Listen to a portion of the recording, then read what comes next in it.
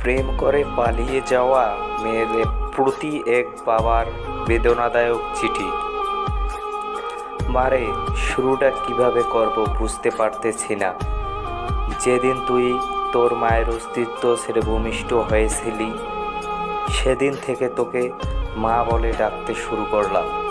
তোকে মা ডাকতে গিয়ে আমার নিজের মা হারানোর ব্যথাটাই ভুলে গিয়েছিলাম। তোর মা তোকে মা ছাড়া অন্য নামে কখনো ডাকেনি।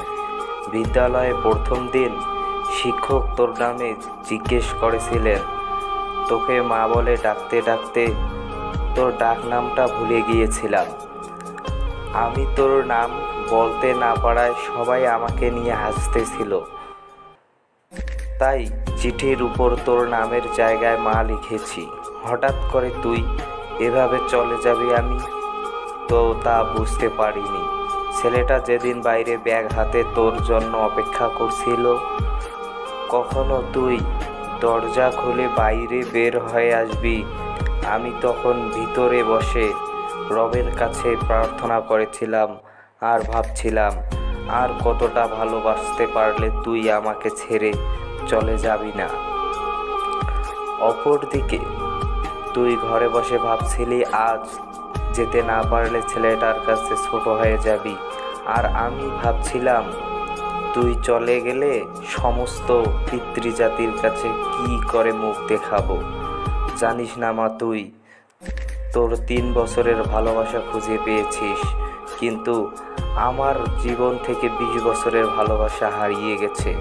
মারে, প্রত্যেকটা বাবা জানে রক্ত পানি করে গড়ে তোলা মেয়েটা একদিন ঠিকই অন্যর ঘরে চলে যাবে। তারপরও একটু কৃপণতা থাকে রে বাবাদের ভেতরে। বাবাদের ভালোবাসা শামুকের খোলসের মতো। মারে, বাবাদের বাহিরটা শক্ত হলেও ভেতরটা কিন্তু খুব নরম হয়ে থাকে। বাবারা সন্তানদের কতটা ভালোবাসে তা বোঝাতে পারে না, তবে অনেকটা ভালোবাসতে পারে। জানি মা, আর আমার লেখাগুলো পড়ে তোর মন খারাপ লাগতে পারে, কিন্তু কি করব বল।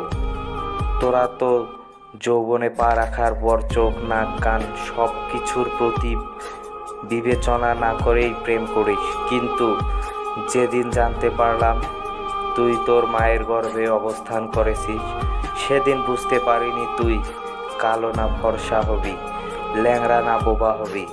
কোনো কিছুই অপেক্ষা না করেই তোর প্রেমে পড়েছিলাম, তাই এত কিছু লিখলাম। আমি জানি মা, তোদের মতো সব সন্তানদের একটা প্রশ্ন, বাবার কেন তোদের ভালো লাগাকে সহজে মানতে চায় না।